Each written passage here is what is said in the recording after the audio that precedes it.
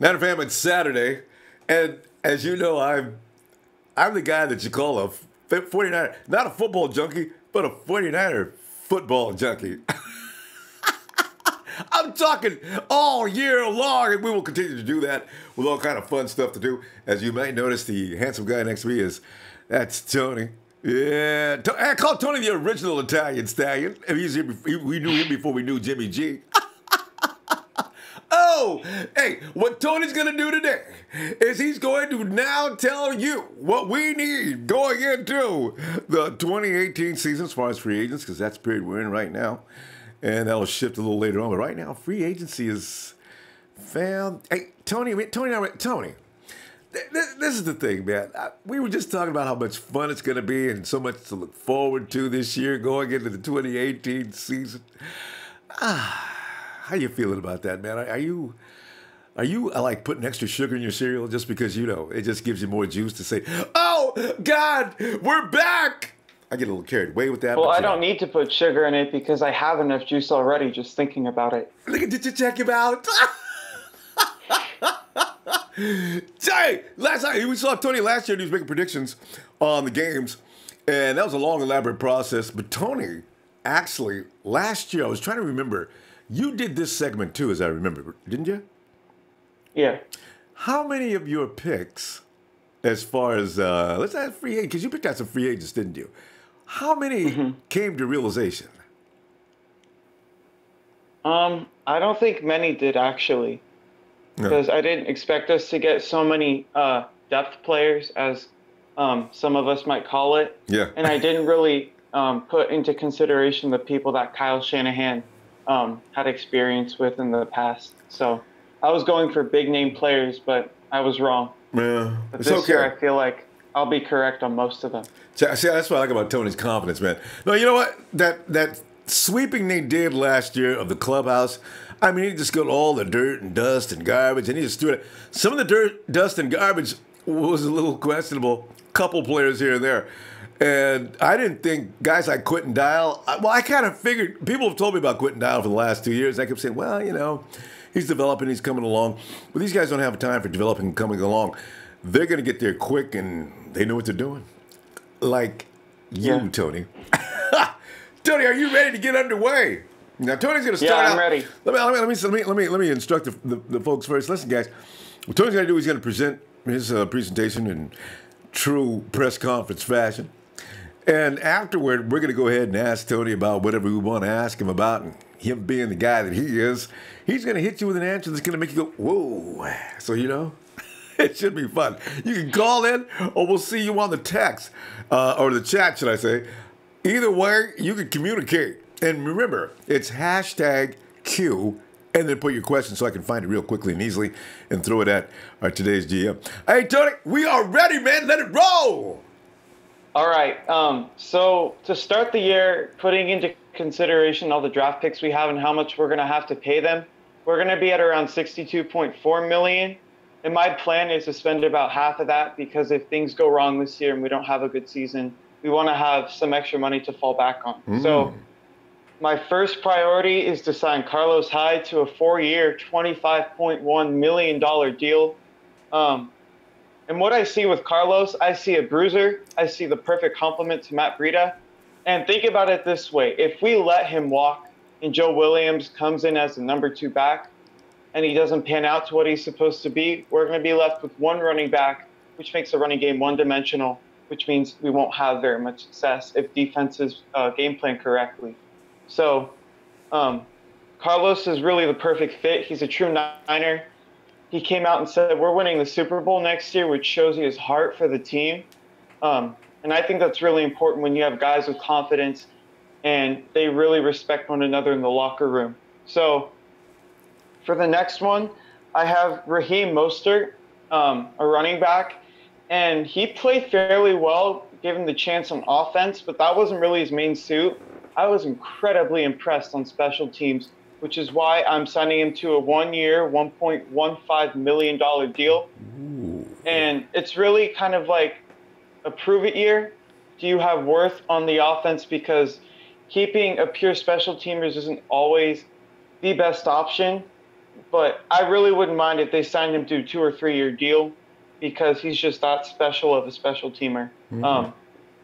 So I think it's really important we get him because that's a third of the game right there on special teams, and he has to be there for it to be successful.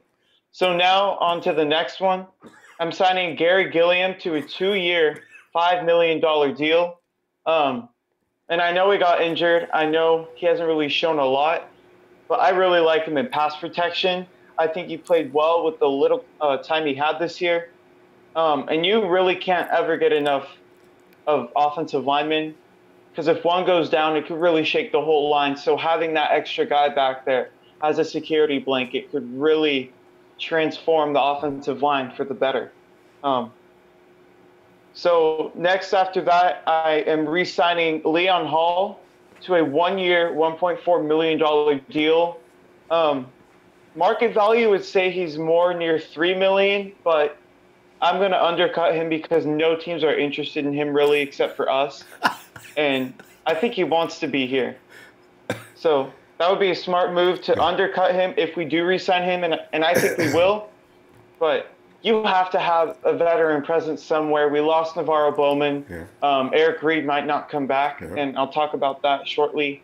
So when you have that guy in the defense who's been through everything, has all the experience, it could really help out the younger players we're trying to bring in.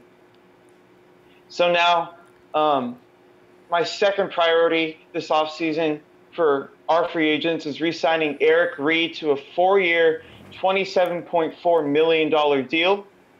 And really, Eric Reed is a special player. He doesn't get injured, which is huge when you have safeties all around the league getting injured every single season, like Earl Thomas, Cam Chancellor got injured, guys like that. So having him in the defense is really, really key. Plus, you can move him everywhere. He can play the mic, which I'll talk about later.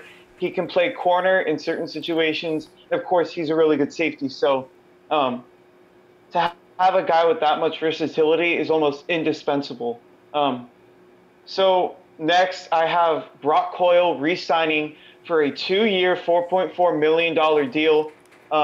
When Reuben Foster got injured and he really wasn't going to come back for a few weeks in the beginning of the year, Brock Coyle stepped in immediately. He showed me how good of a player he can be. And it's important to have a guy at the mic who can make all the calls, direct the defense, and put them in the right situations. Because we already know what happens when you don't have that. The defense is all over the place. And then guys like Sean McVay and Kyle Shanahan just take advantage of that and burn you. So having him is really, really useful. And also, he's a great special teamer, which was one of the main reasons we brought him in last year. So I think he deserves this 2-year contract extension. So the last guy I have on our team right now who should be re-signed is Tank Carradine to a 2-year, $6.2 million deal. In college, I believe he played in the 4-3, and he was just a stud. We picked him up earlier in the draft, and he really wasn't playing well at all because we were in a 3-4 defense with Patrick Willis and Navarro Bowman playing the mics. So now that we're back to a 4-3, I think he's going to have much more success on the edge, getting those sacks and getting the pressures and hits on the quarterback. And that really could be our premier edge rusher come next year if he can stay healthy.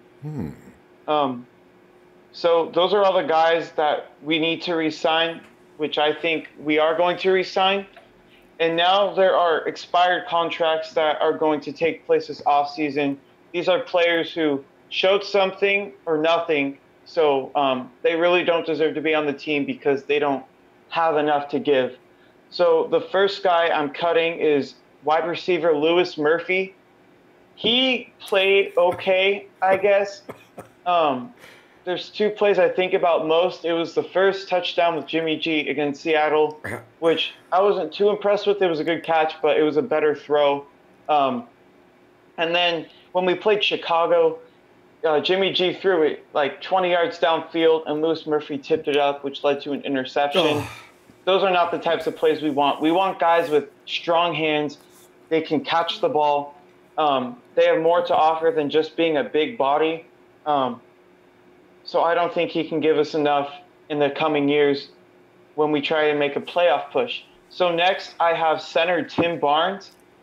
I haven't really seen anything from him because he hasn't really played, but I think he'll be too much money for us to bring back, and I think we can hit gold with someone in the draft, maybe take over Daniel Kilgore's job. Anything you want to say, Ronbo? No, I was amused by that. Who would you say the center is? Tim Barnes. Tim. Because I was amused at Tim last year, but no, I'm okay. Because there's a photo of Tim last year getting abused by Quentin Dial. So I'm still, but you know what? Really? Yeah, maybe they're going to muscle him up this year. Tim could be a little tougher, but as long as he's coming in as a backup, no problem. Yeah, so they might re-sign him because it's really important to have depth, but True. I don't see him being a Niner. Yeah. Oh yeah. Are you getting rid of him?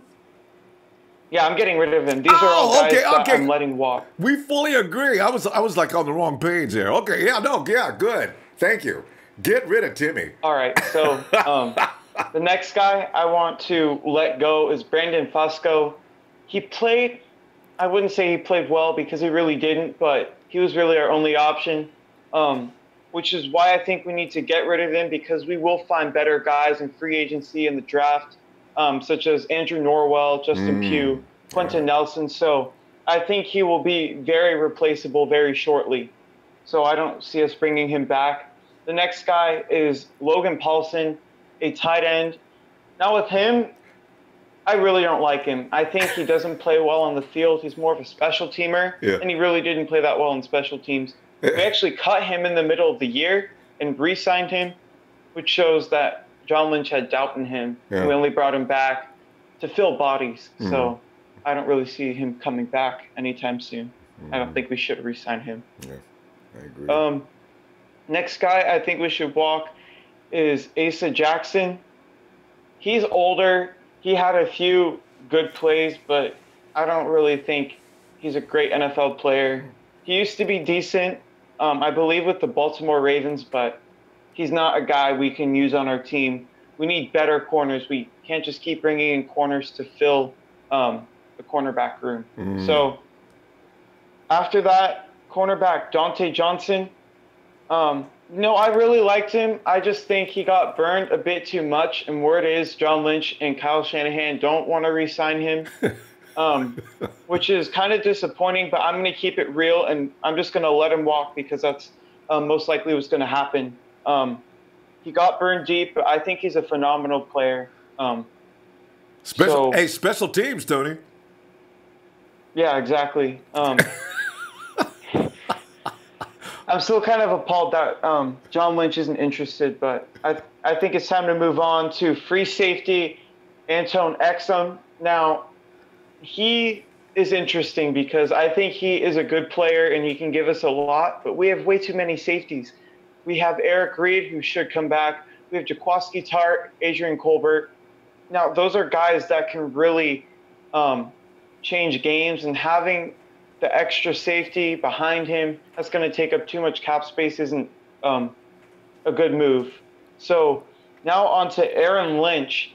This is interesting because we know how well he can play. He was such a good player in 2014. But since then, suspensions, he hasn't played well. He's put on way too many pounds. Just isn't playing the same way.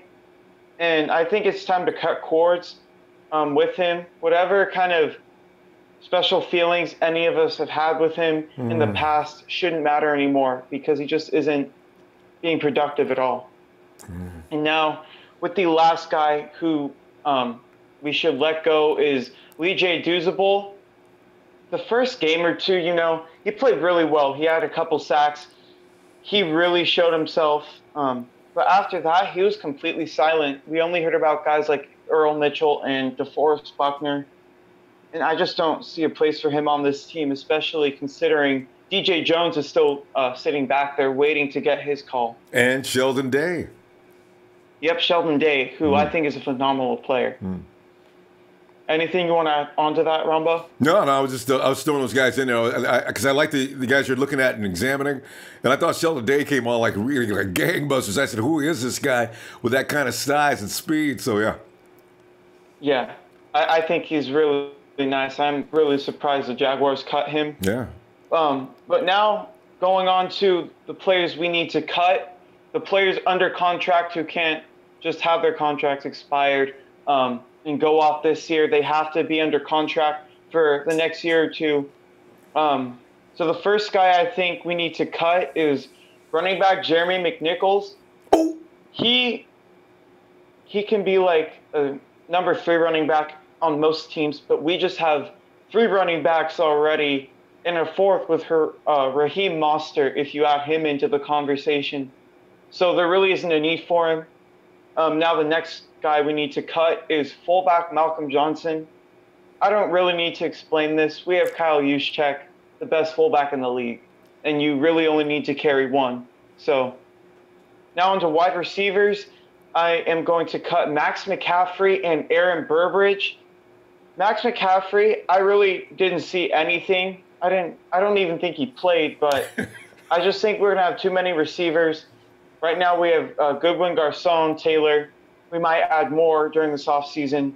So there really isn't a place for him. And Aaron Burbridge, I don't like him at all. You know, the one play that keeps cycling in my head every time I think of him is the drop punt when Jeremy Curley caught a fair catch and he runs into him like Dumb and Dumber. So I'm not too fond of him at all. And it was another bad pick by Trent Baalke. Oh, God. Great special teamer, though. Another great special teamer. Yeah, I just don't. I think we can find better people in the special teams because I don't like his contributions. If anything, he's contributed negatively. That's true. That punt. On to the next guy. Yeah. Oh, were you going to say something? No, I was saying you're right. You reminded me of that punt that he screwed up last year with Curley. That was 15 points off right there. You're right. So yeah, okay. Yeah, exactly. So now the next guy, guard Zane Beadles. What I like about him is he can move everywhere on the line. He can play left tackle, left guard, center, right tackle, right guard. But my issue with him is he just isn't a great player. He can play everywhere about the same way, but it's below average play. And we're trying to have a good offensive line. We don't want to sabotage Jimmy G back there. So we don't need to bring him back. We need to cut him, in fact. So his contributions are just so minimal. He can play everywhere, but if we get a guy like Justin Pugh in free agency, then he'll be useless. So now on to linebackers. I don't know how to pronounce this one. All I know is he played for the Cowboys. Mark Ziocha, I think it is. I think you're close. I'm not sure. We know who you're talking about, though. He starts his name with a consonant. And NZ, Yeah. I just think we're going to have better plans at linebackers, and he doesn't fit that plan. And with Dakota Watson, I liked his play. He didn't do anything bad, but I didn't see too many good plays. And with teams, you usually see the younger teams, excluding the Patriots, win championships. And having him back there, I think he's over 30 now, having him in the linebacking core won't really help us. I know he is a good special teamer, but like I said, we have other special teamers who I think can contribute more. So the next guy I want to cut is Don Jones, a free safety. We added him last year. He got injured. I believe he was placed on IR. And again, a great special teamer, but I don't see a place for him on this team, considering we can have so many better special teamers.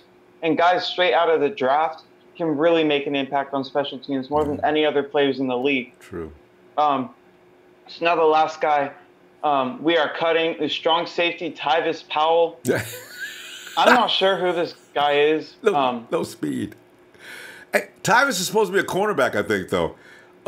He doesn't do very well. I agree. Tyvis got smoked in that game that he came in for Dante so badly they had to bring Dante back in. And that's bad news. Oh. Exactly. He can be a decent special teamer, but he doesn't have a place in the Niner Empire. He doesn't have a place on the 53-man roster anytime soon. So that's it for cuts. Anything you'd like to add, Ronbo? No, no, I agree with most of your cuts. Although I wonder if Dante, he's not bad on special teams as far as if and one of those kind of guys that you put him way back in the back in case we do run out of wide receivers, because we had some bizarre injury situations with the 49ers in the last 2 and 3 seasons.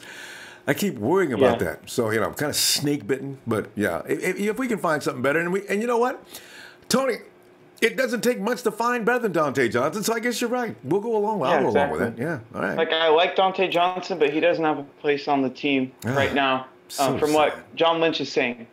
So, if it's okay with you, we'll jump right into trades. All right, go right ahead. All right, so I have 2 trades set up, and the first one is dealing away Jimmy Ward because he gets injured too much. He takes up way too much cap space, and I just think we can get good value for him. So the first trade I have in place is a 2nd, 3rd, and 2019 5th from Oakland, and we give them the 2nd-round pick we got from New Orleans, a 5th-round pick, and Jimmy Ward. So the big thing with this is we can recycle him into more players in the draft by trading up in the 2nd round and just swapping 5th-round picks from this year next year and receiving an additional 3rd. I think he's a great player. He just gets injured way too much. And it's not even like people are hurting him. He hurts himself. It's kind of concerning. So I just think we have too many safeties as well. And to carry him as like a utility player, I think Eric Reed would be much better for that. So now on to the 2nd trade. I have Eric Rowe and a 5th-round pick from New England in exchange for Eli Harold and a 7th, along with a 2019 4th. Now, I really like Eric Rowe. He got burned by Calvin Johnson his rookie year, but since he's been on the Patriots, I've really been impressed with him. He's also a big, tall, long corner, which is exactly what we need in the system. So I think it's great. We can also deal away Eli Harold, who played well, but he's not a great player. I don't think he's going to be part of our team for much longer. And we can also get a 4th-round pick from next year. No, we gave away a 4th-round pick from next year for a 5th, which means we can invest in players immediately.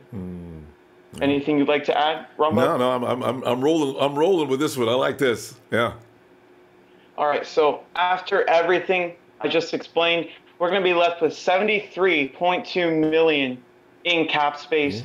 We got ourselves more cap space and better draft picks by trading away these players, cutting these players, and re-signing. So now let's get to the good stuff. The free agent signings. Now, I only have 4 listed here, but these are big names. I don't want to go in and list like 2nd string or 3rd string players because there's really no point to it. So the first guy I have, wide receiver Taylor Gabriel for a 2-year, $7 million contract. Looking at everything that's going on right now, other teams might want him, including the Falcons, but I don't think he'd be any happier than to play under Kyle Shanahan's system, who he really, really appreciates. He's come out about it publicly, and he's a guy who we can put on the outside. We can put him in the slot. He can run the end arounds like Marquise did last year. He can just be used everywhere, and I think that's really important to have in Kyle Shanahan's system. So now the next guy I have, guard Andrew Norwell for a 4-year, $40 million deal. When you're building around your franchise quarterback, you have to have a good offensive line. We have Big Joe on the left. We have Trent Brown on the right. Kilgore was just re-signed, who has good chemistry with Garoppolo, which is very important. But our guards are so susceptible and vulnerable to just blitzes right up the middle. And that's really something we can't afford. We're trying to make a championship run. So adding a guy like Andrew Norwell, who is the 3rd-ranked player, or 3rd-ranked guard according to PFF, that's incredible that he's even out on the market, and we need to take advantage of it as well as we can. Now, he'll probably get paid a bit more than $10 million a year, but I think that's a price we can get him at. As the Panthers can't re-sign him, and other teams really don't have a ton of cap space. We're the team with the third most cap space. So enough with him. I think Justin Pugh would be a good fit, but I just think Norwell's better. So now on to the third guy I'd like to sign in free agency, defensive end, Ezekiel Ansah, otherwise known as Ziggy Ansah, to a 4-year, $54 million deal. Now, when you look at Ezekiel, he's so talented. He might be a top 5 edge rusher in the league, but the problem is he gets injured, which is why we can afford to get him for $13 million a year. He'd be getting paid more like 15 or 16 if he didn't get injured so much. But like Ronbo was talking to me earlier about, we need to have the edge rusher, the guy that can just get around the edge, because we can take care of things in the middle. Our only issue is we can't get outside containment and outside rushers. So when you can't do that, the cornerback gets way more vulnerable. And that's why we saw such bad play last year in the secondary for most of the season. So true. So now to make sure that secondary is not susceptible to anything, even with Ziggy Ansah, I think the last guy we should sign that's notable is cornerback Tremaine Johnson to a 5-year, $67.5 million contract. So last year, Stephon Gilmore, I believe, in New England got signed to a 5-year, $65 million deal. So you guys already know he's going to be asking for more money than the market value. They are two very similar players, but I see more in Tremaine, plus Stephon Gilmore's not available at this time. I really, really believe in him. He played so well last year. He got burned a couple times, but when you have Adrian Colbert back there and Eric Reed, who might come back, if that guy gets past him, they're just going to blow him out of the game, out of the stadium. So it really doesn't even matter when you have guys like him, when he plays 95% of snaps with the utmost confidence and pretty much the best talent there is in the league. I also believe he will be a great fit in our system, playing alongside Ahkello Witherspoon, who are two very long and tall corners who can really shut down a defense, especially if we have the guys on the defensive line getting pressure. So after that, we'll have $31.5 million left to spend. We will sign more free agents, but once we get to the 53-man roster, I believe those two will cancel out. So we'll be left.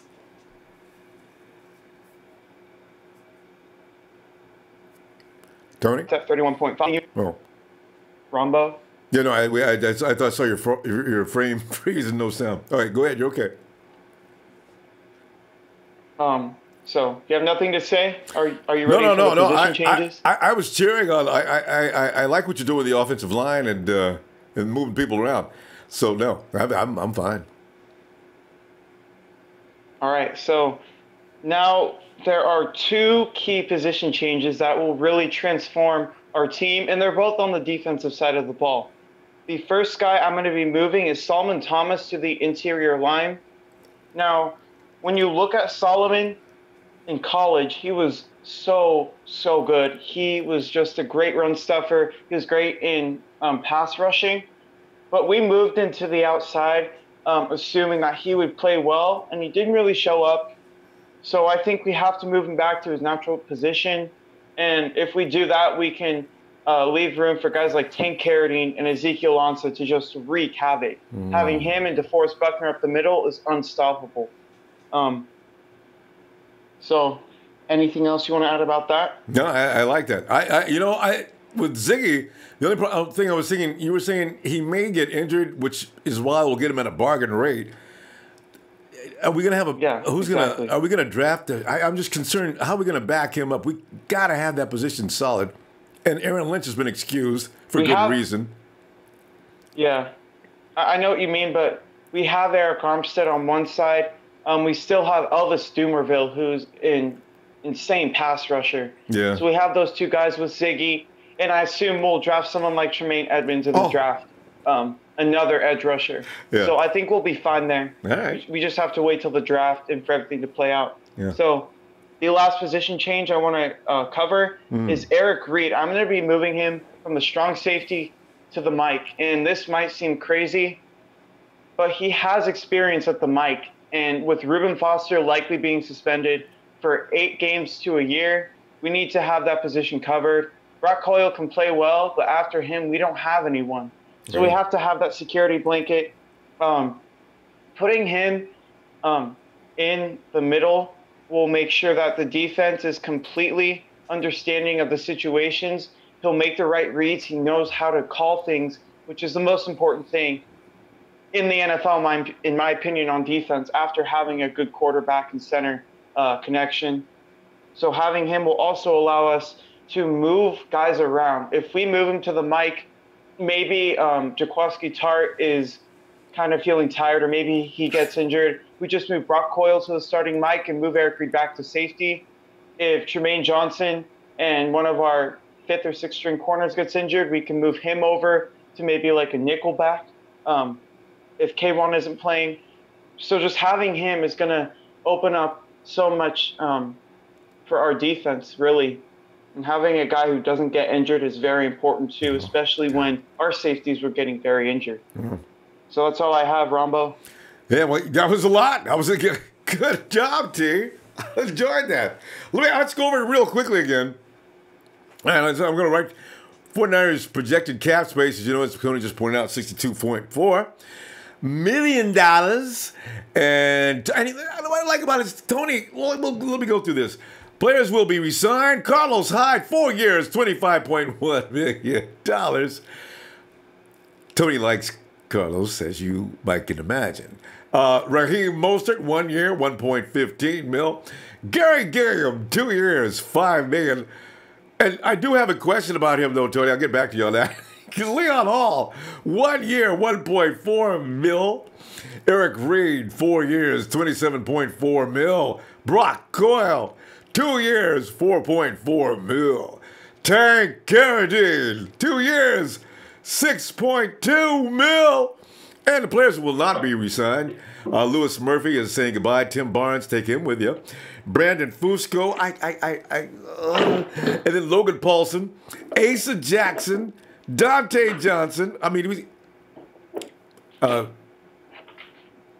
Tony's he's trying to fix something else there. Okay. Wait a minute, I didn't finish your list yet. And Legger Doozable is on there. Antoine Exum. Aaron Lynch, yeah, we just mentioned him. Okay. All right. Is that the end of the list? Okay. But tell you what. There's an added cut list here. Okay. Jeremy McNichols. And I have a question about that too, T. Malcolm Johnson, Max McCaffrey. Poor Max. Max never got a chance to get a reception. Aaron Burbage. Hey, Ronbo. Yeah. Give me a minute real quick. I'm having some connection issues, so... I'm going to continue to go down your list. So, go ahead. Take a minute. All right. Tony, try to... Yeah, that's what we'll do. Silence him. Okay. Yeah, good. All right. I'll continue to go down the list here because they're going to have fun with this because Tony's, man, he's got rid of McNichols kind of concerns me. Okay. Where we? Okay. Zane Bales and Mark Inze. Do we don't pronounce a Z on this? Because you can't eat Nizajoi. So it's got to be, anyway, you know who it is. Dakota Watson, say goodbye. Don Jones. Tyvis Powell. Tyvis, man, you long and tall and can't play. That's a sad thing. And Tony goes down his trade list, says, SF receivers 2nd, 3rd, 2019 for 5th. The trade involves who? This is with the Raiders. Oakland receives 2nd number and 5th free safety. Jimmy Ward as well in that deal. And 49ers received cornerback Eric Rowe. That's a 5th. I guess it's a 5th pick. That's the end. He receives New England, huh? Oh, New England's in this. Okay, I'm sorry. New England receives linebacker Eli Harold. Will they do that? 7th pick in 2019 for cap space after 49ers signings, cuts, trades. This is what I like about Tony did. The math, and then we got 70. Was that $73.2 million? I think. Tony went and grabbed $10 million while getting rid of a few people that should have gotten rid of anyway. So I'm kind of impressed with that. Potential free agent signings are wide receiver T. Gabriel, 2 years, $7 million. I like that. I like that a lot.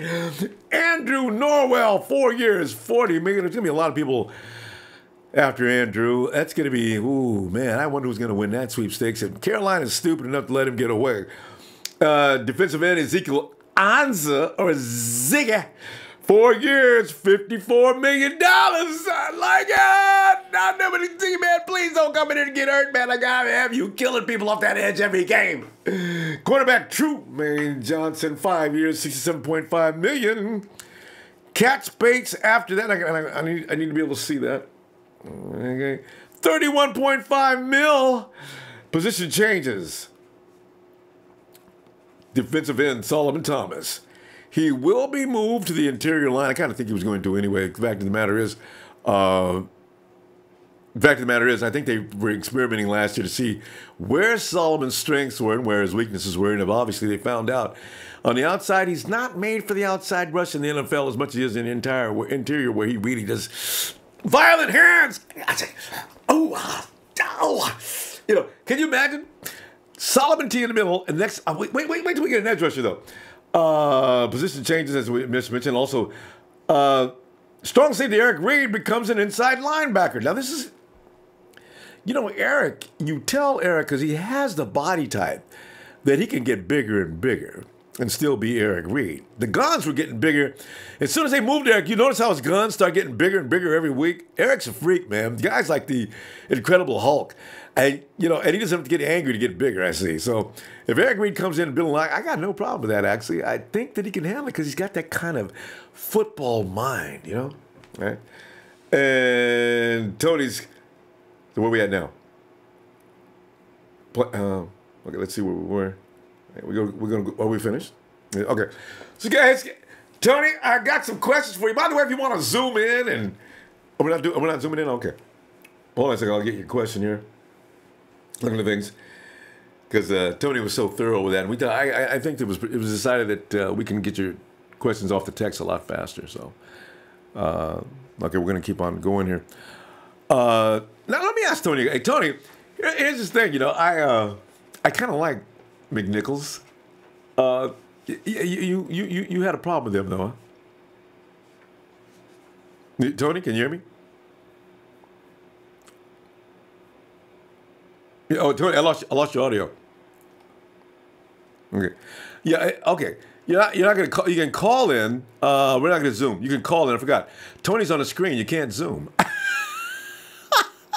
You can call in, though. The PIN number and phone number should be right there for you. All right. Anyway, Tony, I'm going to get Tony's audio back. Ronbo? There you are. All right. All right. Yeah, I was a little worried about the McNichols kid out of Tampa Bay. Did you... I mean, I'm just concerned with that. The running back core that we got coming in, I suspect Kyle's going to have about 6 or 7 guys like he did last year, as they like to look at a lot of running backs. You don't see my boy McNichols getting a shot, huh? I don't think he will, because all we invested in him was hope. With Breda, we brought him in with more than hope. We thought he could be the guy. Yeah. Joe Williams, obviously a 4th-round pick, and Carlos Hyde, a 2nd-round pick. Raheem Mostert is way more valuable in special teams, and you don't want to carry more than 4 running backs, because then other positions suffer, and I really don't think he can give us more than Breda or Joe Williams. So you know what? I just realized what you're saying, though, because the fact of the matter is, the 93, they're going to be in camp. Well, God knows how many running backs will be there, but then you're coming down to your final cut. That's what you're talking about going to be in the roster. Now, yeah, McNichols will probably be in camp competing for that spot. So, yeah. By the way, I would expect so. You can also, please go to the app and vote. You'll see the little thing there is. Are you going to give Tony the thumbs up? Or are you going to give Tony the thumbs sideways? There's no thumbs down. I would never put a thumbs down. All right. Jose Velasquez. He wants to know, now the guy, Ziocha. Hey, maybe his name is Ziocha. That sounds right. Just signed a contract. Why is he getting cut? And that doesn't help because we will lose money with the penalty. Hey, wait, is there a penalty involved for cutting a guy after you sign him? In some contracts, yes, I think it is one of those instances, but I don't think he has enough to show. Remember last year we signed a bunch of guys like DeJuan Harris to deals, and then we cut them Jeremy shortly Curley? thereafter. So No.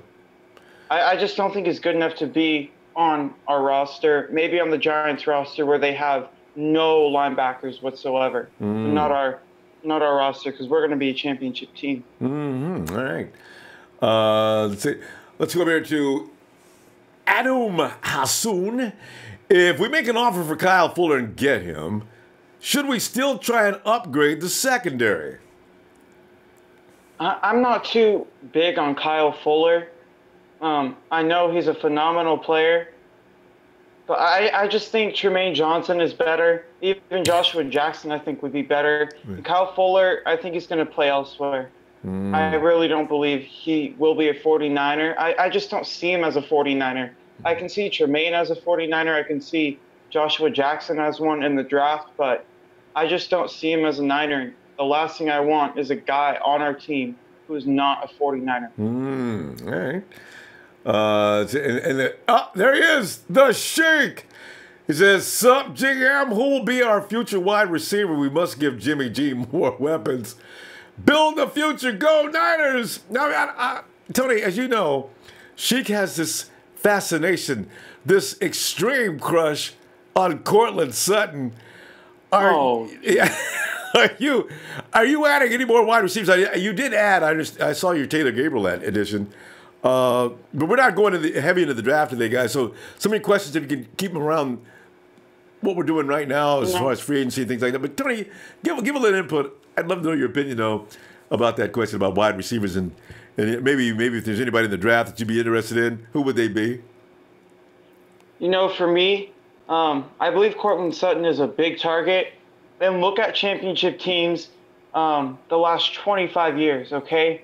Think of guys like Terrell Owens, Julio Jones, Randy Moss. They all made it to the Super Bowl. They're huge targets. They're like 6'3", 6'2", and up. But those teams didn't win championships. If you look at the championship teams, you have the guys like the Patriots who use many different receivers in a similar way that Kyle Shanahan uses his offense. Go to the Eagles, who may be the exception, but Alshon Jeffrey did play in the slot sometimes during the year, and they had guys who they could just move all over the place like different gadgets. So really the only two teams to really win a championship in the last 25 years with big receivers are the Eagles and the Cowboys with Michael Irvin. So I really don't see a big receiver helping us when that really doesn't fit Shanahan's offense. It's like I've been trying to say, they're too slow. They're too slow. I'm saying, I can have a big guy out there, okay, fine, but I don't want him out there. I got to hope he beats the defender. Well, he can beat him on it because he's got size.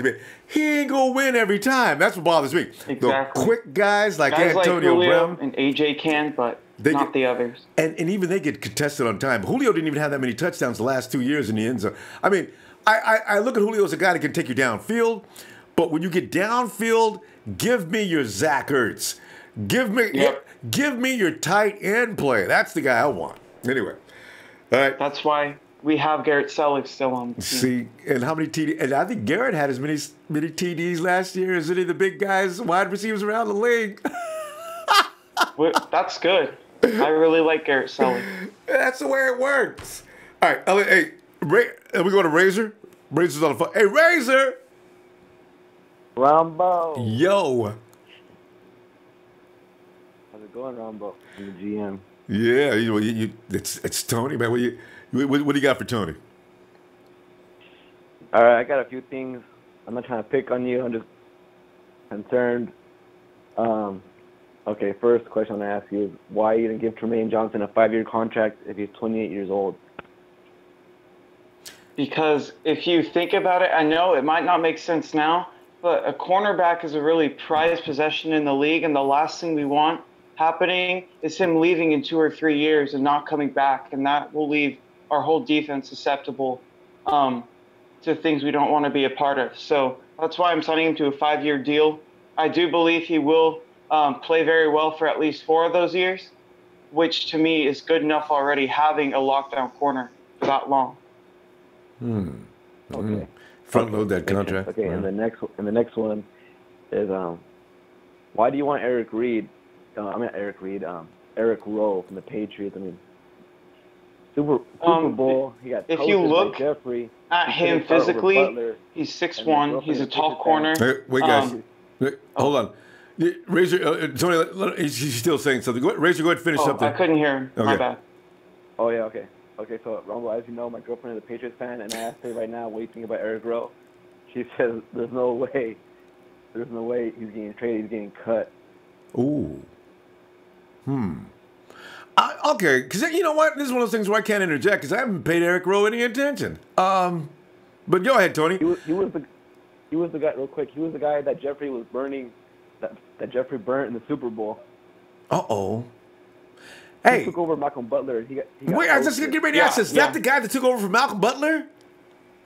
Yeah. Well, Okay. Yeah. All right, Jay. yeah, I know what you're saying, Razor. But I think he'll be like our 4th corner after Tremaine, Akello, and K1. I think it's really valuable to have someone who fits your scheme this early, or not this early, like in this part of the process. And I know he gets burned a lot, but he's big and he can make great plays. And in the process, we're getting rid of Eli Harold, who I'm definitely for. Yes. Hey, how tall is Eric Rowe? He's 6'1". Oh, okay, so he fits the profile. You know, Razor, he may be more effective in the 49ers scheme than he is in the Patriots scheme. The cover 3 is a very different beast. Everybody can't play in it. So, I don't know. Yeah. Yeah. That's Okay. very true. And then One thing I wanted to add on about Eric Rowe, right now it might not be very realistic for him to leave because they lost Logan Ryan last year and they're going to lose Malcolm Butler this year. So only having Stephon Gilmore might leave them in a bad situation, which is why they probably won't trade him. But again, this is just something we can look forward to, these type of projections, to see where guys might go. And I really like this one, personally. All right. There you go. Razor, is anything else? Pretty much it, but if you want Norwell, I think you got to give him some more money. I think $40 million is a little low for a top guard, in my opinion. Yeah, I agree. But again, we don't know what his market value is going to be. Something might come out. He might get injured, which I really doubt. But 4-year, $40 million makes up for maybe the overpaying of other guys like Ziggy Ansah and maybe Taylor Gabriel. So I think in the end, the sum of those 4 guys that I mentioned just recently will add up to the same number, even if Andrew Norwell does get paid like a $52 million contract. Yeah, Razor, what would you consider a reasonable contract for Norwell? You got to look at Gabe Jackson and Osemele from the Raiders. They're top guards. They got, I believe, somewhere in the 50s. I think like high 40s, low 50s. And Okay. I think Yeah, I know what you're saying. Yeah, that's okay. So that's the standard, huh? All right, Razor. Let's. That's it. I can go on, but Well, no, I mean, if you got a question ready, I mean, you don't want to go on. I mean, but Razor, okay, I think that'll be good because we got a lot of questions we're gonna get to. Okay, we'll see you tomorrow. Okay.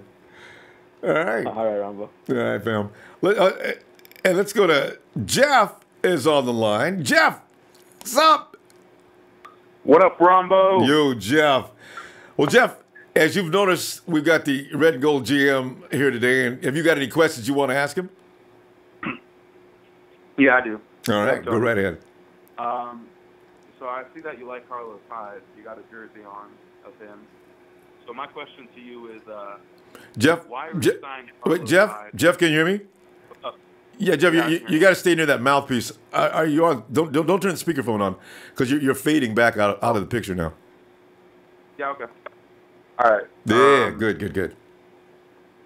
Yeah, so why re-sign Carlos Hyde when he's been struggling with Jimmy Garoppolo on the field, grabbing about, on average, like 50 yards a game with 15 to 20 carries, when you can sign guys like Isaiah Crowell or Dion Lewis, or maybe draft someone like Walsley or Penny? Yeah. First of all, with Dion Lewis, I don't think he's going to play well outside of New England. Second of all, Carlos Hyde hasn't had a good run game or a good run blocking offensive line his whole career, and he's still putting up 950-yard seasons in back-to-back years. I think you put him behind a guy like Andrew Norwell, maybe get another guard. He's a 1,400-yard rusher, and I think that's really important to have. And another thing to add on to that, I just think he's more valuable and he means more to the 49ers than any guy we could pick up in free agency for the draft. All right. All right. The thing about Hyde, though, is like the offensive line is that I've seen Matt Breida. He's ran well behind that line, over 4.5 yards per carry.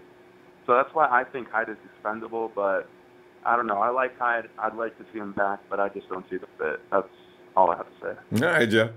Yeah, and Tony, I'm do you think at some point, though, that Carlos, I think, the offense is going to shift a lot next year. I think you're going to see a lot more passing than running from the line of scrimmage. Carlos's catching rate, I guess it's not that bad. But are you happy with that, say, as opposed to a guy like Sony Michael or somebody like that? Finish, sorry. No, go ahead. No, I was just concerned with that. I mean, I was just wondering if you entertained that thought at all.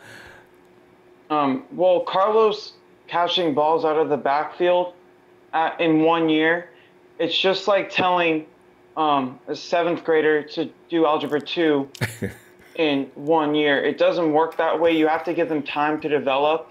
And I think if you give Carlos another year, his drop rates will go down. He'll be more useful out of the backfield as a pass catcher. And I just think we need to invest more in him because our investment is really paying off right now. And I think if we give up now, we might not make a correct decision. I enjoyed that analogy, by the way, too. Corey! But Tony, next year, though, Tony, you might be right. Carlos may end up on the 49ers game. But Tony, listen, next year, if Carlos does not produce, because he's 20, what is he, 28, 27, 28 now? I think he's 27. Yeah, see, I don't know how much longer we can wait on that.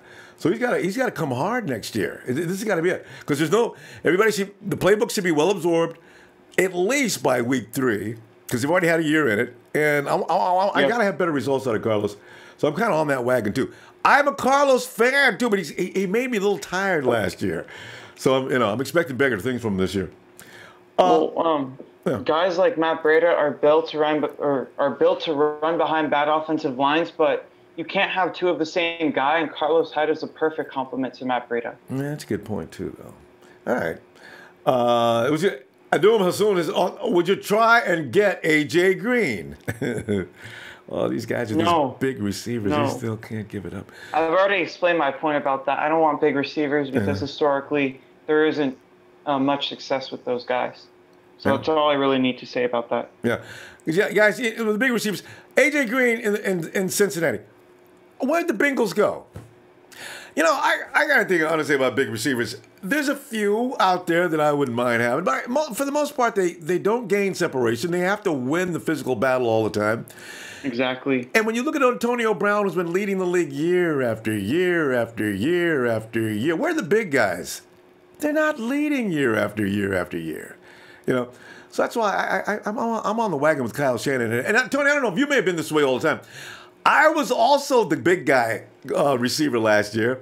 Now I see the difference. So I look at Trent Brown. I was that guy too. Yeah, see, I look at Trent Brown. I look at Trent Taylor out there. And I love it when receivers try to, and those are small guys. I love it when people try to cover him. They don't have a prayer. And you got a quarterback like Jimmy, he's going to get that ball to him, and they're going to get smoked. Marquise Goodwin had a banner year. Why? Because all the defenses, they're like this. They're posing. They're looking around to see if there's any space between them and Marquise. Exactly. Fear works better than anything else. And sure enough, Marquise kills him. So I say, And he killed Jalen Ramsey, too, which is a huge accomplishment. Roasted him. And I knew it was going to happen. Anyway, Rumbo, Yo. give me 1 second here. My connection is getting bad again, so just Okay. give me a minute. All right. So I could continue to preach on big receivers. Go ahead, Tony. Take care of that. Also, go ahead and vote for Tony at the Ronbo Sports app. You'll see their little what do you call it, little survey there, and just go in there. It's a poll. Go in there, and whether the question will be presented, you vote yes or no, and you'll get it. But yeah. Also, remind you tomorrow we will be. And you know what? I'm going to bring up big receivers, man. I'm telling you right now. Tony brought up a stat that I've been aware of since only this year, because I didn't pay much attention to that. But do you know the last time a Super Bowl team came out with a win? I think Denver recently. They got some big receivers. Look at the Panthers. Panthers got one of the biggest receivers in the world. Killed in the Super Bowl by Denver. So that's why I say, I don't know if I like my dream formation now. I got Taylor Gabriel, Trent Taylor. This is my bunch formation. I got Taylor Gabriel, Trent Taylor, and Taylor Gabriel. No, Taylor Gabriel's right. Trent Taylor and Marquise Goodwin on a bunch on the other side. I can see the DC now. Whoa. Time out. Come on, Kyle, are you serious? Because these are kind of situations where that ball, Jimmy G likes to get rid of the ball quick. He's going to have guys that are already there before he even throws the ball. Because between Taylor Gabriel, Marquise Goodwin, and Trent Taylor, the defense has a split second to get ready, get it done, and get in position. You can come out there and you can zone them up all you want to. That's going to get roasted. You're gonna cover a man? Please cover a man. I'm sold. Give me the little quick guys. I am done with big guys. We're running them sloppy routes. And then I'm big and I'm going to catch the ball because this dude's too small. It ain't working, man. So that's what I'm saying. Give me the small quick. You want a red zone guy? I do like, if I'm going to go over a big guy, I get one out of college. So I ain't paying these guys any big money. Jaleel Scott. Somebody mentioned it, but I noticed somebody mentioned it. I do like that freak. Jaleel doesn't have great speed. He doesn't run good routes like most big guys don't. But the dude's vertical, man. I got a caption in the app because that's why I put him in there. Jaleel goes up in the air and next bend. These are not short guys that are looking up either. Next bend.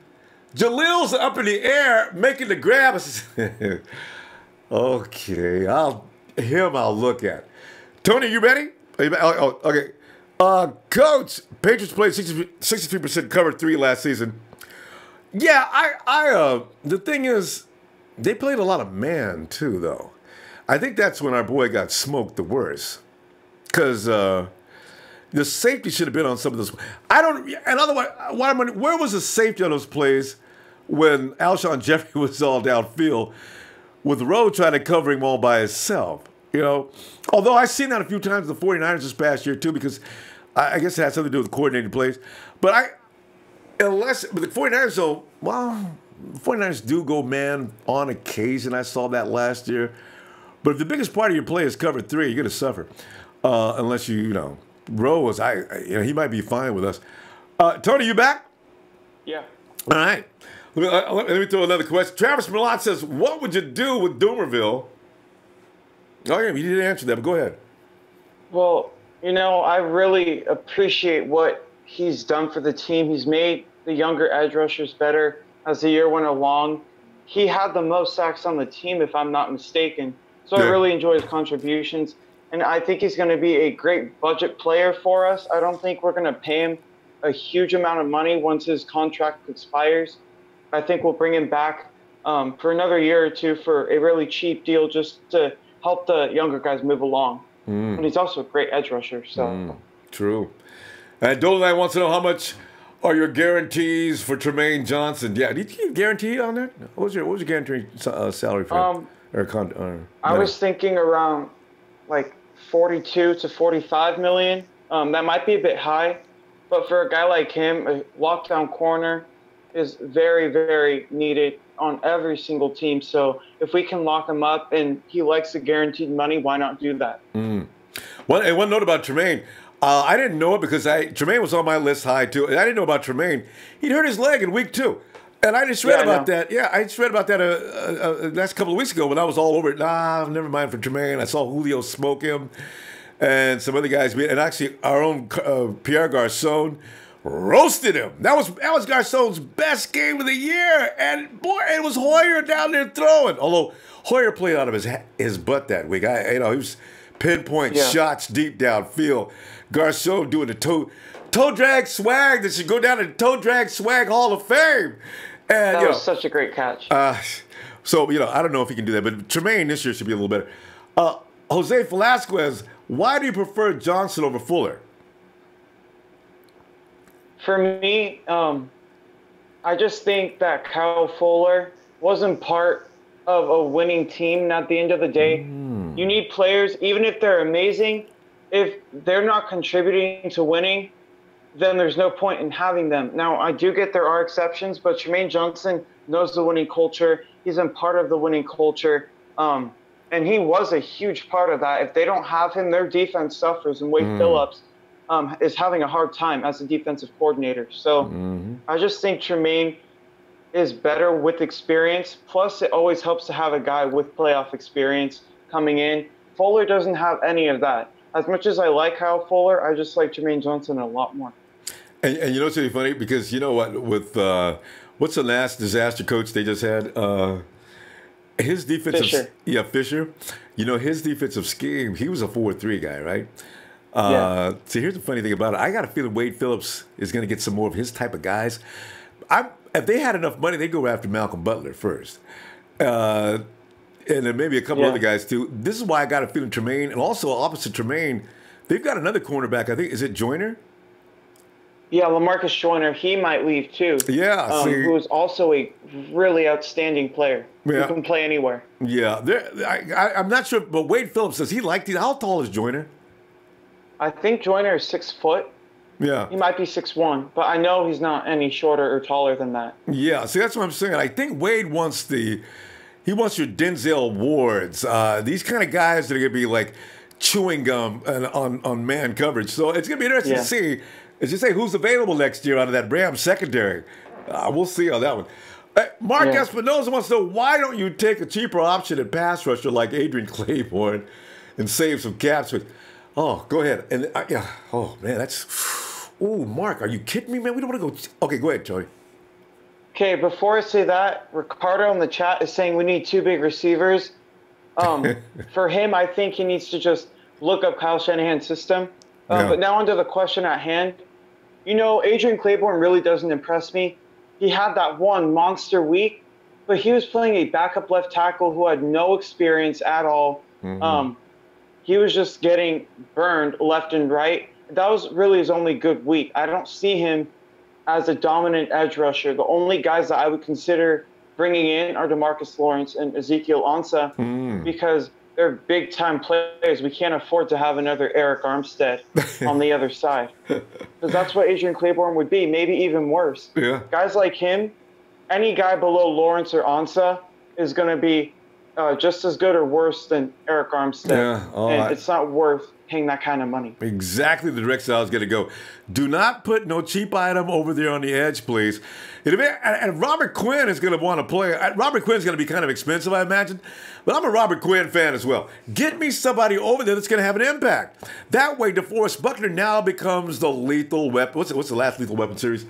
We now have lethal weapon 5 on that 49er front line, because as soon as you crash that outside and make them take the outside more seriously like they're not doing right now, then the guys in the middle, now DeForest can get busy. Now Solomon T will look like a first-round draft pick.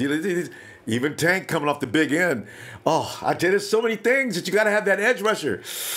Oh, can't emphasize it enough. It's really huge. The only issue I have with Quinn is he's 31, I believe, but as long as we get that dominant edge rusher who isn't an Adrian Claiborne, I think we'll be a very good defensive line, which is what we were trying to do the last 3 years, taking guys in the first round.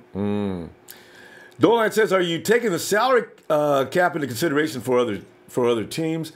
There's no way the Giants can afford Norwell with OBJ's contract and all the money they spent on the defense. Ooh, yeah. I didn't figure that. Giants. Yeah, I did look at that, which is why I priced some of the guys where they are. But there's going to be at least a dozen teams looking for Andrew Norwell to be a part of their team. True.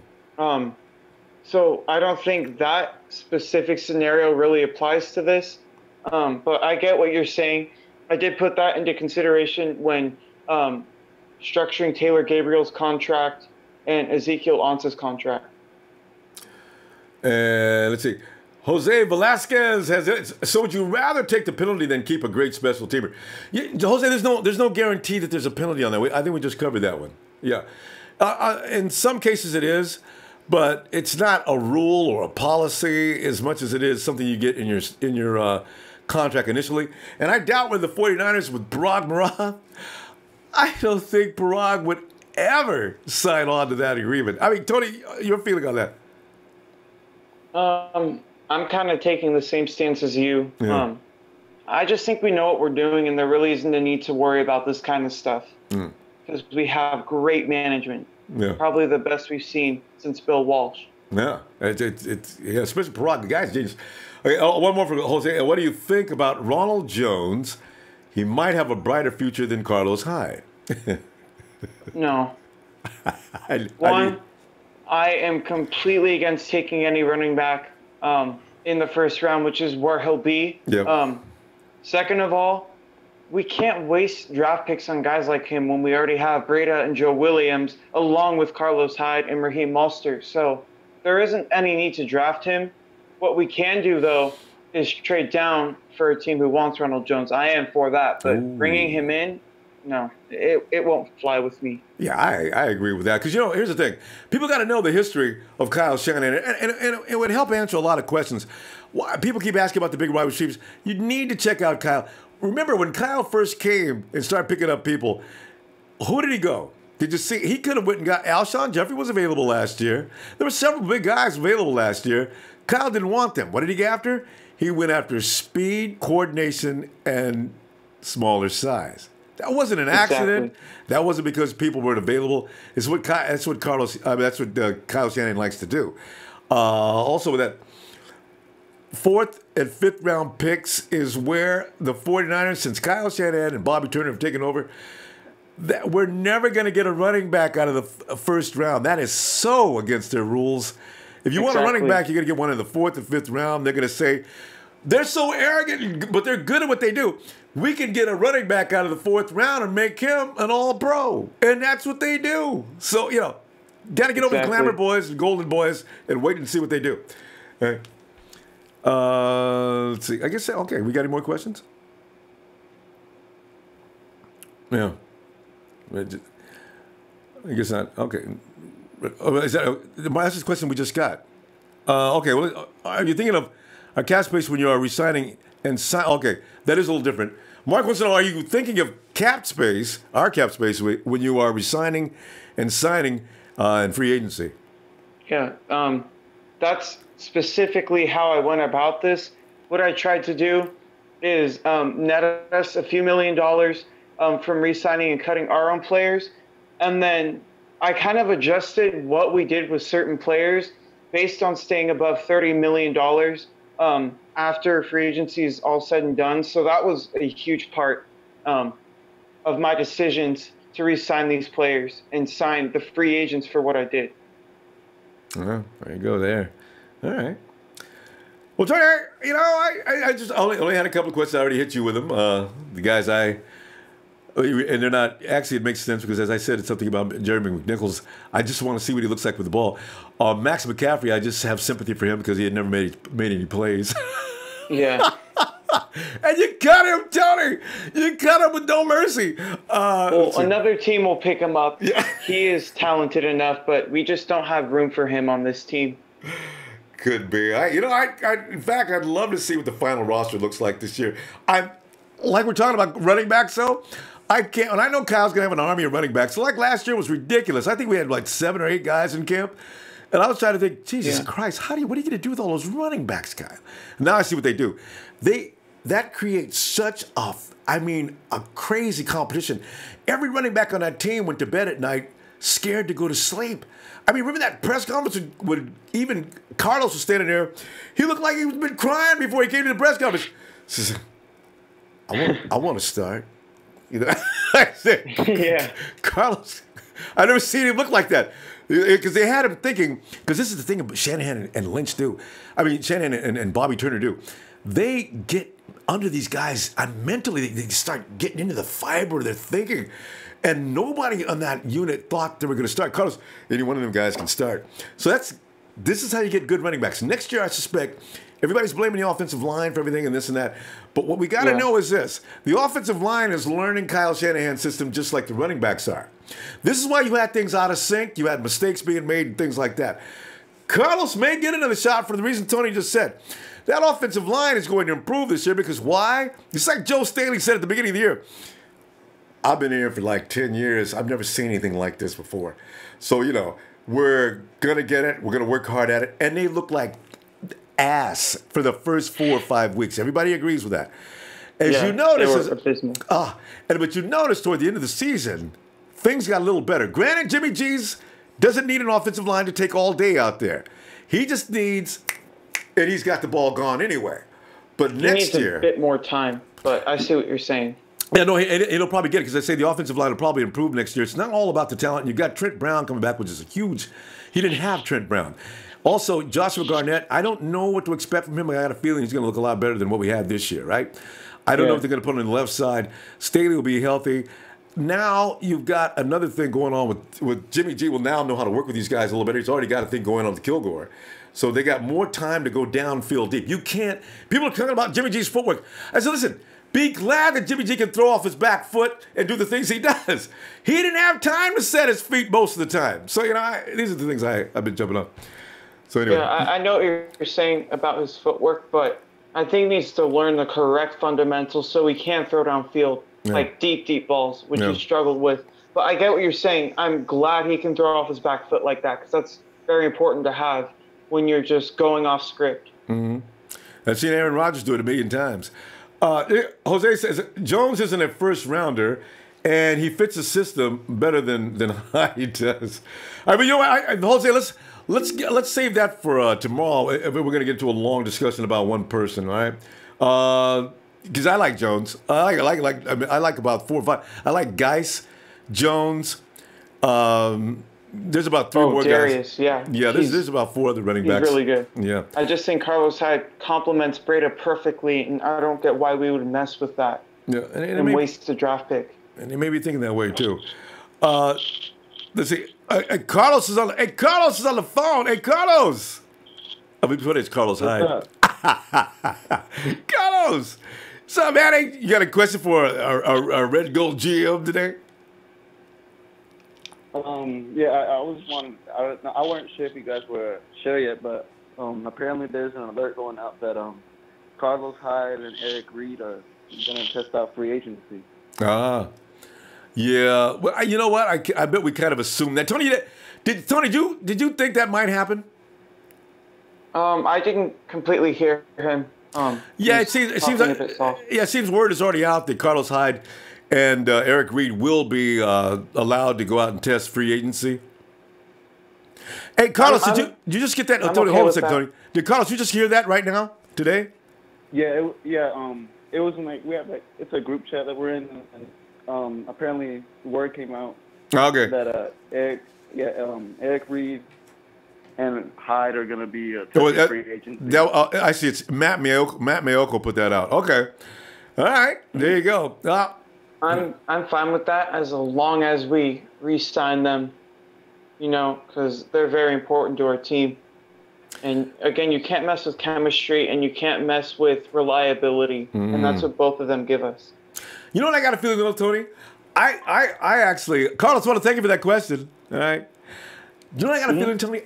I'm thinking this. I'm thinking they were going to do that. That was the plan right from the beginning. And if indeed, you see, Eric Reed's situation is kind of special. And I think the 49ers know, and I talked with some other guys, and they thought it was really bad.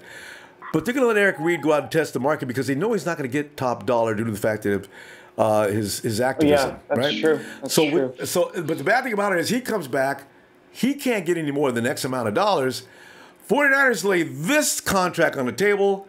Eric pretty much has to take that. Now, with Carlos Hyde, I'm not sure what's going to happen because I think Carlos Hyde can fetch a pretty good sum. And what the 49ers may say to you, well, we're not going to match that money, Carlos. We're going to wish you good luck and go ahead. Unless it's a really Carlos only gets paid, I think Carlos gets paid $1 million a year, right? Yeah, but that will definitely change. And if I'm Carlos, I'm disappointed if he leaves for more money, because if you say this team is going to win the Super Bowl next year, why would you leave? Good point. It's kind of talking out of his ass if he just leaves for money. That's true. But you know what? He's going to come back, and his agent. Maybe Carlos has nothing but a positive feeling, but agents are. Agents going to come in. All right, Parag, we've got a $2.5 million offer for Carlos for the next 5 years. You talk to John and see if he wants to match that monies, or what do you want to do? And of course, I think that's where the 49ers will say, well, no. We're going to tell Carlos we wish him all the best of luck in here, and we appreciate all the time he gave us as a 49er. Because I feel bad for Tony. When I saw Carlos standing there all excited about wanting to be a 49er, that's when I jumped on the Carlos Hyde wagon too.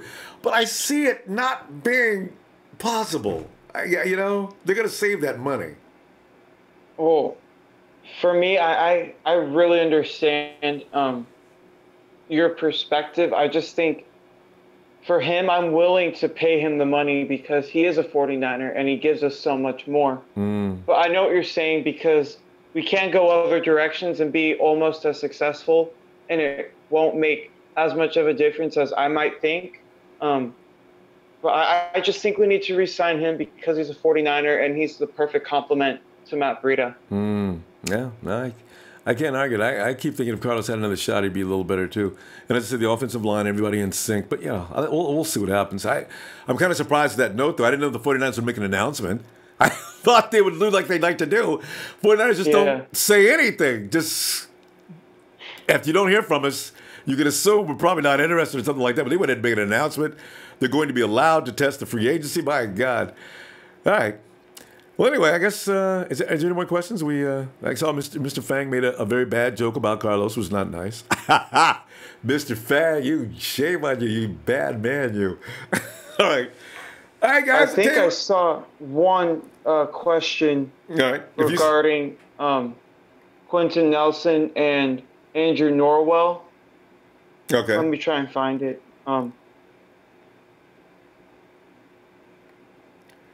Yeah, I see Quentin Nelson's name a lot down through here, though. Scroll down a little bit here. I thought I see Quentin Nelson a couple of times there. Oh, here it is. Mark Espinoza. Are you thinking? Wait, no.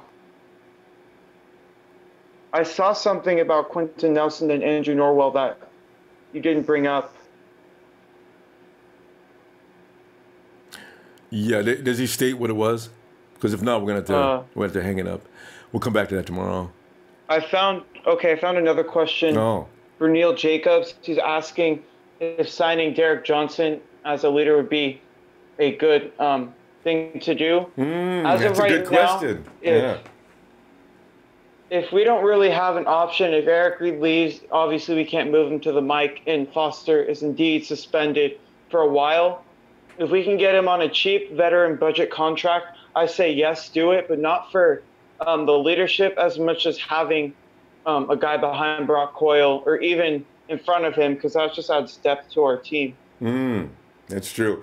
You know what? The Derek Act's been coming up all week long because we've already anticipated we're going to lose Ruben for at least 6 to 8 weeks, right? So you bring Johnson in, and he still plays pretty tough football, and he's got all experience in the world. He can go with that mic and he'll get a job done. In fact, he may be better at the mic.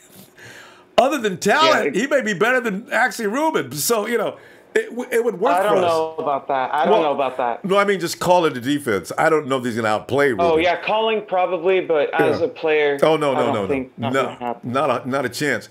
But, I mean, as far as directing the defense, he might be really good.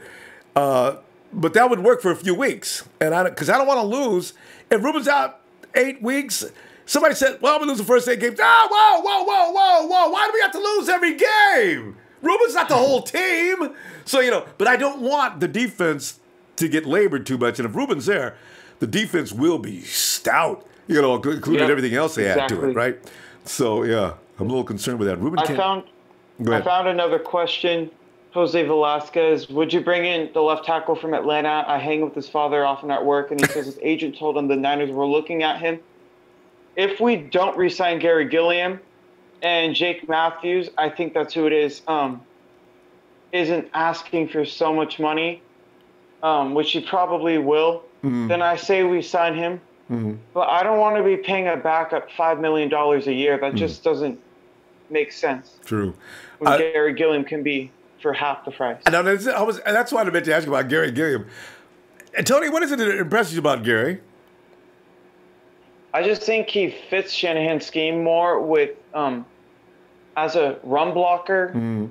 I think he's an okay pass blocker, but the run is the biggest thing because once you establish the run, then the play action feeds off of it, passes feed off of it, and your offense is just so much better. So having him to kind of initiate the first explosives could be very useful if Trent Brown or Joe Staley aren't playing. No, actually, I understand that part because this is another thing that we have to get used to with the 49ers. They're not – I understand Quentin Nelson is athletic and all. I hope so if we do end up with him. But what I'm hearing now is guys like Gary Gilliam, these are the guys that can go out and initiate contact. You need an athletic offensive lineman to be able to do that. I read that a little while back. It's, now I get it. You know, it's the maze. Offensive linemen have got to go out and, as I say, engage. So you can't sit back and wait for a charge. You got to go out there and you have to initiate the charge if you're an offensive lineman with Kyle Shanahan. This is why in Atlanta, Devontae and Tevin had awesome run games because their offensive linemen knew where their marks were and where they had to go, and the offensive linemen could follow the trail. That's the way that works. So Gary Gilliam, that's why when you said that, Tony, you talked me into Gary Gilliam actually because he is big, he's long, he's athletic, but he's not bulky. He can move. Yeah. If we can just keep him away from Seattle so they can't build their offensive line, I'm fine with anything that happens, honestly. Yeah. I found another question. It wasn't under #Q, but Ricardo A says, do you want a small receiver like Crabtree and throw fades for a Super Bowl loss? That's just bad play calling, okay? That's nothing to do. Exactly. And I think he said something else about Corey Davis making the incredible catch. I don't care if they make one or two good plays. If they don't help us win a game, what's the point of having the big receiver when you can only use them in one area? Juju Smith-Schuster is the one exception to where he can play anywhere because he's so big and fast.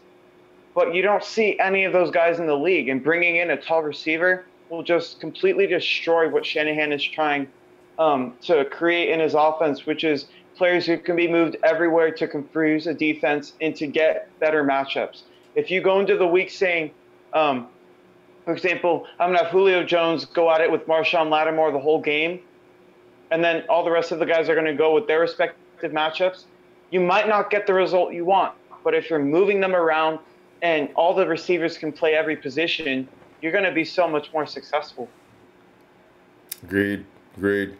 It's a chess match. And how many teams in the NFL run the fade and fail? So it wasn't just about the size of that receiver. I've seen Jimmy Graham on fades. Jimmy Graham is what? Is he 6'7", 6'6", something like that? 6'6". I've seen that fade, and Russell Wilson run that a couple of times, fail. He gets it a lot of times, but it wasn't because he was running a fade. I hate that play. But it was because he went out, stepped across a nice route, turned around and surprised the defender. Russell Wilson put the money right on the button. Exactly. Yeah, that's how you do it. It doesn't have anything to do with size. And Crabtree, also, it's like somebody said, I don't know if Crabtree said it or was it a coach, if Kaepernick puts that ball 1 inch, a half a thumb higher, Crabtree makes that catch. So it's a combination of things. It's not just because the receiver is 6'6". So, yeah. And the fact that Jimmy Smith was holding Crabtree when he could have made that play. That was a perfect throw. But they said the ball's uncatchable, which is complete BS, but we have to live with it It wasn't because Crabtree wasn't 5 or 6 inches taller. Yeah. It was because of the play call, and the fact that the refs made a bad call. We're gonna get those every year. There's all you know what the refs are part of the game. I'm starting to stop getting mad about that. The refs are just as much a part of the game as the defensive tackle or a great cornerback. You got to play around those guys. They're just really. We lost that game to the Rams, the first game. That was the refs, but it should have never came down to that one stupid. Oh, okay, let's go on. Anyway, Chef Jay says. Oh, go ahead. Someone was talking about Paul Richardson. I really like him. Yeah, I do too. I think we need to bring him in if we do. And when we bring him in, we have to teach him certain things that he's not taught in Seattle. And we have to make him the guy who he's set out to be because he has great potential. The leaping catches, the speed, the separation, I really like it. Yeah. He'd be perfect for the system. Mm-hmm. But if we do bring him in, we have to teach him what he doesn't know. Yeah. Yeah. And then Ricardo was saying that Owens won playoff games. I'm not about winning playoff games. I'm about winning Super Bowls. And if historically people with those big receivers aren't winning Super Bowls, I don't want them. That's simply how it is. Yeah. Going to the championship game 10 years in a row and not winning a single Super Bowl is worse than going to 2 championships and 2 Super Bowls. Mm. That's right, because every time you see Tom Brady go with Amendola and Edelman and just butcher teams, you gotta understand. It's about them. It's about their quickness, ability to run routes, and Brady to put that ball right on the nut. I mean, I've seen enough too. I'm done with. I'll take a big receiver, but I mean, he's not gonna be my main guy. More than likely, guys like Goodwin, Garcon. These are the guys I'm running behind these guys. So, or anybody of that ilk. So, yeah, I agree. I've changed. Yeah. Give me a big tight end. Yep, just not Jimmy Graham. I got tired of him too. Jimmy Graham is so bad without Drew Brees. I can't stand it. But it's good for us because he's playing on the Seahawks. But I see a question here. Chef Jay said, "What are the chances the Bears tag Kyle Fuller?" Because I heard that the free agent news was fake. I don't think there is a high chance because he's not worth franchise tagging, in my opinion. And they mutually want to part ways from what is coming out and from what I can see. So I think it's completely fake news. Yeah, probably is. And there's going to be a lot of that between now and March 12th anyway. So you got to be careful to wade through that stuff. Matt Mielko may even be wrong. It's pretty funny. He put that out there today. But Matt's he doesn't usually throw stuff out there that he hasn't got any information on. So, well, guys, I guess we can wrap it up, Tony. That was a good job. And do not eat walnuts before you do a radio show or any kind of show. Hey, go ahead and vote for Tony and tell us what you think about him. You'll see it right in the Ronbo Sports app. You'll see a survey there or a poll there, and you give him a vote. Meanwhile, sorry to interrupt, but DJ Guy said big receivers can't win Super Bowls. Alshon Jeffrey played a darn good game. As stated specifically, there have been 2 teams who have done it in the last 25 years. Alshon and Michael Irvin on the Cowboys and Eagles. That's all I have to say about that. Yeah. Again, guys, look at how many times the Patriots have won the Super Bowl. And how many big guys they got? They got Martellus Bennett and they got Gronk. Martellus and Bennett are what position again? Yeah, see, you got to look at everything and put it together. It's not the big receiver that's winning. It's the big tight end that's winning. The receivers need to be quick. People are bringing up these big guys from 30 years ago. The game is completely different. So. Yeah, that's true. All right, Tony. That's a good job, man. I tell you what, I'm going to look for you. You get some time. See you tomorrow, okay? All right, thanks, Ron. Thank you, Tony. And fam, I'll see you tomorrow. We'll be back at 7 p.m. P.S. Yeah, we're still in bed. It's not summertime yet. I wish it was summertime, man, because this way we be getting into spring training and we get into all the games coming up. Okay. Anyway, see you tomorrow. Night.